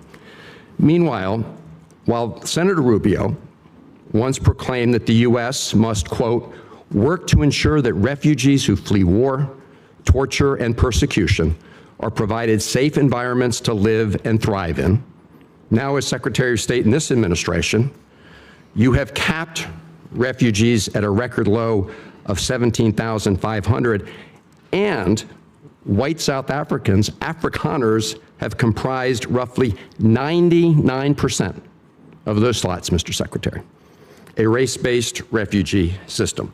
At the same time, the president's preventing Cuban political refugees from entering the United States, even as you've imposed a near oil blockade on that repressive regime. The stated goal is to change the government there, but the only real change is humanitarian crisis inflicted on millions of people, not members of the regime. And in that regard, Mr. Secretary, I have a question for you regarding the designation of Cuba as a state sponsor of terrorism. On the very first week, at least, of this administration, the administration reinstated that. And in a recent January 26 EO, you made statements suggesting connections to Hezbollah and Hamas. The previous administration did a thorough review with the intelligence community and concluded that there was no evidence that Cuba was engaged in ongoing state sponsor of terrorism. Did you find new evidence to support that conclusion? Well, first of all, let me just say that's your question, but you made this long statement of which I disagree with most of it. We won't have time to address every point that you made. So let's stick to Cuba specific, because that's the question that you asked. Cuba has sponsored terrorism and it's supported groups. For example, virtually every left-wing, radical, violent terrorist group in the Western Hemisphere has at some point relied on support from Cuba. The ELN, the FARC dissidents, including them, have been involved there. We also know, for example, that Cuba continues to host a pretty substantial collection intelligence sites on behalf of the Chinese and the Russians. But you look at the region and you look at all of these leftist Marxist terrorist organizations, all of them, in many cases, Mr. got their Secretary, seed money if I from the can move Cubans. on. I noticed you did not answer my question, because my question specifically related to whether there was new evidence to support that conclusion. I can just tell you. Why would I need new evidence? Because you're claiming that they're a state-sponsored terrorism, suggesting they're ongoingly involved in that. My final question to you, Mr. Secretary, relates to the Al-Aqsa Mosque complex. There have been reports that the United States is working with Israel to take away the Kingdom of Jordan's custodianship over the Al-Aqsa Mosque complex in East Jerusalem. Can you confirm today that there's no... I'm not even aware of those reports. There are reports, so I was hoping you could confirm. Is that like a media report, or? There have been several media reports. Well, you know the media is always accurate. No, they're not, and that's why I'm getting... Yeah, no, I've never even heard that. That's the first time I even hear anybody discuss that. All right, well, I'm glad to hear that, Mr. Secretary. But we have a great relationship with Jordan, and we're very helpful. I've just never heard that before. You should, I don't know what article you're referring to, just give it to me, I'll look at it. I'm happy to. Is it a credible website? I'm glad to hear you say, Mr. Secretary, there's no truth. I've never heard that discussed by Thank you. anybody. Thank you much. Senator Paul, you're up next. Oops, I'm sorry. Senator Deans was here earlier. I apologize, Senator. Right. Senator Deans. Chairman, thank you. Ranking Member Shaheen, good to see you as well. One of the underreported successes for your diplomacy and this administration is what's happened in terms of the peace agreement, a landmark agreement between Armenia and Azerbaijan. I know, Mr. Secretary, you just were in the region most recently. a major step forward for a region long beset by conflict, nearly 40 years of a hot war. And through your leadership and President Trump's leadership, you've brought true peace to an area of the world sandwiched in between Russia and Iran. It was creative thinking that led to the establishment of the Trump route for international peace and prosperity as a solution to some of the stickier issues in that negotiation. The program promises to be a boon not only for Armenia and Azerbaijan, but also many neighboring countries. As Brzezinski once said, talking on the global chessboard, his book, that Central Asia is the wine bottle and Azerbaijan's the cork. You uncork the wine bottle, suddenly you've got oil and gas and critical minerals flowing back towards the West instead of to Russia, to China, and to Iran. Mr. Secretary, can you tell us a little bit about how you plan to implement the TRIP framework agreements and deliver major economic benefit to both the United States in a very historically troubled region? Thanks. Actually, as you said, I was there last week. What was it, Tuesday maybe? We signed the TRIP agreement between the U.S. and Armenia, and this is, you described it as a corridor, which I know it's the anchor of a peace agreement with Armenia and Azerbaijan, and that's critical, but it's much more than just the anchor of a peace agreement. It really has the opportunity to revolutionize Armenia's strategic location and become a central hub for trade in the region. It solves the issue of access that Azerbaijan cared about, and it was an irritant in their relationship, but it does much more than that. It has the ability to transform the Armenian economy in a very powerful way. Here's the other thing that it's done. You know, for a long period of time, our relations with Armenia were quite stagnant. And in many cases, I would argue, almost non-existent. It has also reinvigorated that relationship between our two countries and allow us to explore opportunities in all sorts of other fields. So we're involved in that very heavily now. We literally just signed the agreement, and it will allow us to drive and hopefully incentivize U.S. private sector investment in this corridor to the benefit of American companies and American interests, but also to the benefit of Armenia, Azerbaijan, and other regional countries. I would also argue, by the way, and just to point out, and I don't mean this again, I think this is pretty well understood in the open source reporting, the Russians are less than happy about our engagement there. I think there's evidence that they would like the current president to lose his election as a result of this growing relationship with the United States. To be clear, we're not there to infringe on Armenian sovereignty. We're not asking them not to be friends with other countries. We just want to be able to have a relationship with them that's built not just on peace. Peace is important, but that's just the beginning. It's the economic opportunities that it provides. There are American companies and American workers that will benefit from it, but the Armenian people will be the ultimate beneficiaries of this corridor opening. It's remarkable, and we were there together, in fact, last August at the White House when President Aliyev of Azerbaijan, Prime Minister Pashinyan of Armenia came to sign that agreement with President Trump's leadership. To think a Shiite Muslim country, Azerbaijan, and Armenia, one of the oldest Christian countries in the world, came together to sign a peace agreement was truly a breakthrough. And so it's an underreported story, in my opinion, Mr. Secretary. I think we need to get the story out. This is a critical geopolitical problem that has been definitely remedied by the leadership of this administration. Yeah, I mean, the key, Senator Daines, is going to be execution. Like, you can sign an agreement, you can have the things in place. We now have to make sure we are focused on driving it and ensuring that to the extent American companies can contribute to the infrastructure, to the railway, to the highway, to everything that needs to happen in order for that corridor to open. And then the spin-off effect of it as well. We don't need to dominate it. We're not asking for an American monopoly economic, but we do want our companies to get a fair shake in there. And by the way, partnering with Armenian companies in many cases, so it becomes mutually beneficial. Secretary Rubio, before my time runs out, I want to bring up one very important final point. As you well know, I've been spending a lot of time over the past few years working with our friends in Central Asia, across the Caspian there, with the 5 Central Asian countries. Things are progressing well thanks to your engagement and encouragement and President Trump's. And we're seeing a lot of fruit from last year's C5+1 summit that was right here in Washington. That being said, there is still a major hurdle to strengthen our ties. One of the key irritants to our friends in Azerbaijan and in Central Asia is the infamous Jackson-Vanik trade restrictions. These are Soviet-era relic restrictions. In fact, Senator Murphy and I are the co-leads on the repeal. It's long past due that we get this changed. Mr. Secretary, is removing these restrictions a priority for you and your department?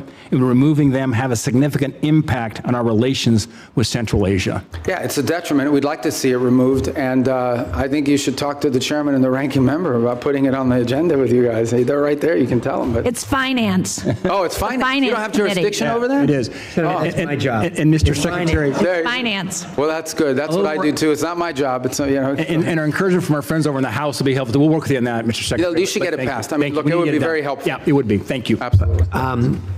First of all, let me say that I absolutely concur with the Secretary and Senator Daines with you, and I've talked to the President about this, as you know, and I have actually talked to the Chairman of the Finance Committee, who I know relatively well, and we actually have a plan for going forward, and you and I are going to meet on that here pretty quickly. I'm glad I have friends in high places, Mr. Chairman. Thank you. But no, you're absolutely right on that, and it's just in the queue. So with that, let us go to Senator Coons. Thank you, Mr. Chairman, Ranking Member, Mr. Secretary, National Security Advisor, good to see you again. I know from our service here together that you agree that China is the greatest national security threat that we face. And one of the key reasons is their repeated threats to take control of Taiwan by force if necessary. And Taiwan, as we both know, is not just some faraway island. It produces 90% of the semiconductor chips critical to everything from F-35s to iPhones. And its geography makes it indispensable both to global commerce and military power. Do you agree with that? Taiwan? Yeah, it's not just strategically important in terms of where it's located. It also is the message that it sends to the world if something were to happen to it. Agreed. That's why for decades, really with leadership from the Senate in a bipartisan way, we've provided arms to deter the PRC's potential military aggression. In fact, you introduced the Taiwan Peace Through Strength Act of 2023. In January, Congress pre-approved a $14 billion arms package for Taiwan. It's been 6 months. We haven't received a notification. Have you advised President Trump to proceed with this? Yeah, it's under consideration. I don't know if you were here a moment ago when I discussed. We just did $11 billion in December, which was, I think, the largest sale in history. It's certainly, I think it was more than the cumulative amount under the Biden administration. And I recall during 6 years of the Obama administration, there was zero gone to Taiwan. So some way you would argue that we're trying to make up ground. So why hold off on it now? Well, so the other 14 is being reviewed. It's under review. It hasn't been, I think it's been noticed, but it hasn't been reviewed. I mean, it hasn't been approved yet. So it's here's under my review under concern. the White House. Mr. Secretary, my concern is that President Trump has said publicly that arms sales to Taipei are a great negotiating chip with China. And my concern at a time when the PRC has been far more aggressive than they were in previous years, centerline crossing, circumnavigation of Australia, aiding Iran and Russia in their war goals and aims, frankly, literally helping Iranians target U.S. service members. I respect the importance of our having an open negotiation and relationship with the PRC, but in the meetings you were in Beijing, did the president offer to condition arms sales to Taiwan in order to placate Xi Jinping? Well, look, I'm not going to discuss what was the president's words in a meeting and not. Suffice it to say that, you know, that specific question you just asked, that's not the context in which the president has raised this in the past. So when the president says it's a great negotiating thing, what he's really saying is it's because China, as you can imagine, always mentions this. Like, this is a top priority for them. They are constantly talking about Taiwan arms sales, but that in no way is what is holding up our decision-making or the White House's decision-making. It is something the president will have to decide on the timing of when and how that is executed on. It's been approved by Congress. It's been noticed. The money's available. And as I said, we are just coming off the heels of a very large sale in December of last year. So there are a variety of reasons why these things don't happen immediately. Well, I'll just assert, Mr. Secretary, that there is more reason than ever for the administration with congressional support to continue providing robust military capacity to Taiwan, given that the PRC is more and more regionally aggressive. You also introduced and passed legislation in 23 prohibiting any president from unilaterally withdrawing from NATO. I assume this was because you recognize that our alliances are a key advantage against Russia, against China, against other adversaries. Do you still consider Article 5 an unconditional commitment? Yeah, so let me address that holistically, if it's okay, because I think we have time to do it. First of all, you're right. I have, throughout my entire career in the Senate, and through much of my time now in this administration, been a supporter of NATO. I see its utility. The key, and I'm just being honest with you when we talk about this, one of the key arguments that I would always use on behalf of NATO is the fact that it allows us basing rights that we could use in a contingency operation in a time of conflict and a time of need that we just have had. So when you have countries in this alliance, because understand, at the end of the day, we are providing basically the defense backbone of an entire continent of rich countries. These are not poor countries, these are rich countries. And the utility of NATO for us is that it provides these basing rights. Now we are living in a world in which some of these countries, I point to Spain as an example, openly brag about how they've denied us the use of these bases. And so if the core rationale for us being in NATO, if what we get out of NATO is the ability to use bases, and then we have members of that alliance that are basically denying the use of those bases in a contingency, it calls them to question the entire thing. Forgive me, I have one more question I want to make sure we get to. Is it not true that some of the challenges in our NATO relations have only come after President Trump threatened to seize territory from a trusted and reliable and contributing partner? Fair. Yeah, I don't think that's fair. I think he publicly said both. I know, but I don't use tariffs to coerce Denmark into giving up Greenland. Yeah, but just to tell you, look, if you go back and study the history of it, NATO tensions and debates within U.S. or whether we should be in NATO. In the 1970s, it was the reverse. It was the administration trying to stay in NATO and Congress trying to get us out. Yes. I happened to see a speech, I don't know, they were playing it after he passed away on C-SPAN, Jesse Jackson at the 1988 Democratic Convention calling for the United States to get out of NATO. I was these there. Debates over NATO, you were at that? As was Joe Biden. Oh. Joe Biden didn't support that position then, and I don't support that position. But my point is that these debates about NATO have been ongoing for a long time. There's about 1,100 vetted Afghan allies being held at Camp As-Salih in Qatar. And that includes 400 children and 150 family members of currently serving active duty U.S. service members. They've been stranded there for a year and a half. And there is talk of sending them either back to Afghanistan into the waiting arms of the Taliban or into war-torn and now Ebola-infected countries like the DRC. And these are people who they or their immediate family members served alongside U.S. soldiers at great risk. Can you commit to working with me and others in this body to support the relocation of these vetted individuals to the United States, especially those who are family members of currently serving U.S. soldiers? Yeah, I can't. First of all, as you know, we're under an executive order now after the National Guard attack here, and so that happened last year. So we can't admit any Afghans at this point into the country. That said, you just pointed to them being sent back to Afghanistan. Our goal, we've worked on this, and we'll work with you on it, is we have talked to multiple countries. Now, I don't know of any single country that's going to take 1,000 people, but we've talked to multiple countries about taking several hundred of these people and allowing them to move to a safe location. As you know, we are operating under not just those restrictions, but broader restrictions about immigration into the United States after 25 million people entered this country illegally over a 4-year period leading up to this administration. The president just but I'll work with you to find the right places for them to go. We want that to happen.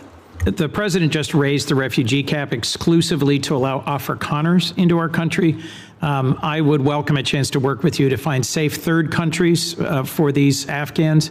And I frankly think we ought to be revisiting our refugee policy, because the refugees who've come into our country in the past are the most vetted and often the highest contributing. As you know, my childhood church hosted a South Vietnamese family, and seeing the 5 of them become great Americans, entrepreneurs, contributors.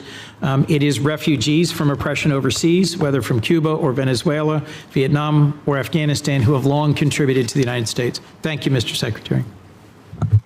Senator Paul. I'd like to revisit for a moment the boats that were blowing up in the Caribbean and the Pacific that referred to as drug boats. I think it's interesting that the 3 secret criteria we're using to blow up the boats doesn't include whether they have drugs on board.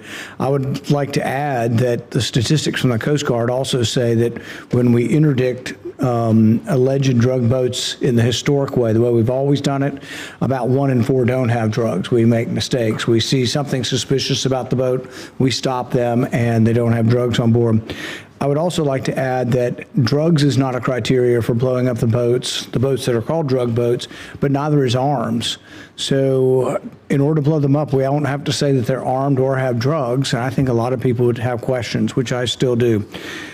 I am glad to hear today, though, that the administration and the negotiations are willing to trade sanctions relief for removal of enriched uranium.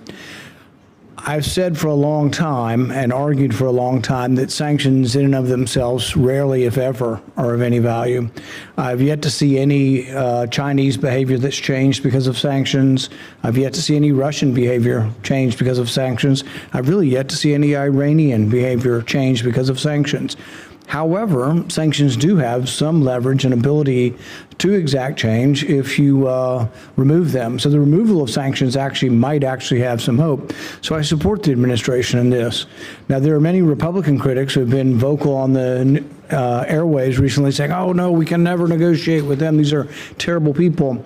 Well, you don't really negotiate with really friendly, good people. In a time of war, you're going to have to negotiate with an adversary.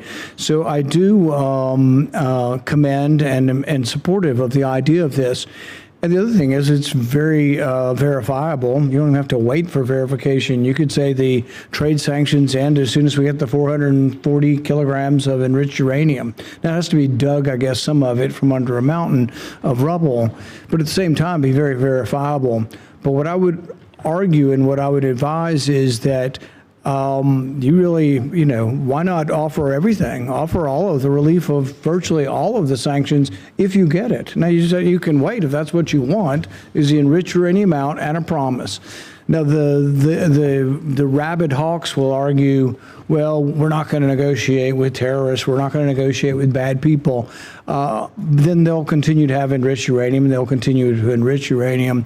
So I do think that the argument that there hasn't been a military solution to this is largely proven by the fact that even though we've militarily obliterated their military, all of that is true.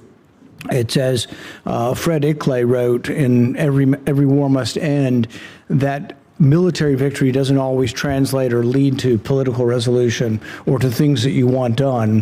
What we really want done is no more enriched uranium, and you don't enrich uranium, you give up on these hopes. But I would say that as we are looking at trading sanctions, you say there's some you can do on your own, there's some that are congressional. I would be bringing in the leaders in the Congress who can give up on these sanctions and hopefully try to get their voice saying yes, if they will give up. Because if you give up a few piddling ones that that won't change things, that the White House has the ability to do, and you still have all these congressional sanctions, if you're on the other side of that equation, you might say, we're not giving up the one thing we think is leverage, the enriched uranium, for maybe a little bit of sanctions relief. So I would say really go all in on it, because it would be verifiable. You don't have to wait and prove it. You would have to prove in the future whether they're enriching. But I think that is a good step forward. But it's also important for people to have a discussion of what diplomacy is, and that diplomacy doesn't always have a bad name. And frankly, I'm glad to hear that the administration is negotiating, and I wish you luck. And I'd love to hear your response in general. Well, first of all, the president's made clear the priorities. Iran can never have a nuclear weapon. And what do they need to have a nuclear weapon? They need a couple things. They need the ability to enrich. That has been substantially destroyed, but could always be rebuilt over time. And the second is the ability, and highly enriched uranium, that's 60%, that could quickly be enriched to 90% weapons grade. The second point you make is about sanctions. So that's the goal here. And the sanctions, first of all, there's a combination of sanctions. There's sanctions that block direct sort of activities that generate revenue, and that's problematic beyond the nuclear program, because they also use this revenue to fund to sponsor terrorism like Hezbollah and others around the region. And then there's the frozen assets, which are related to sanctions, but these are Iranian assets that have been frozen that they don't have access to. So what I would argue, and again, I don't want to get ahead of myself because we're not engaged in this conversation with them yet, but if you get into a situation in which the reason why there are sanctions are because the nuclear program, and so if they comply with what we're demanding on the nuclear side of it, zero enrichment, get rid of the enriched uranium, they're complying with these things, then I think that's the place where the frozen assets could be discussed. The more they give, the more they would get. I think ultimately we will still face other challenges related to Iran separate from the nuclear program, like what they use their money on, which is to sponsor Hezbollah and to sponsor Hamas and to sponsor terrorism around the world. But on the nuclear question, which was the president's been focused on now, no nuclear weapon program, the sanctions that are directly related to the nuclear program, the more they give, theoretically, the more they should be willing to get. What they're not going to get it as a down payment. They're not going to get it as a signing bonus. And I would also point out that negotiations on nuclear matters are highly complex, highly technical, and so it will take some time to work through that, as is sanctions, by the way, highly technical, and in many cases multifaceted. There are UN sanctions, there are US sanctions, there are US congressional sanctions, so there's a lot to unravel there.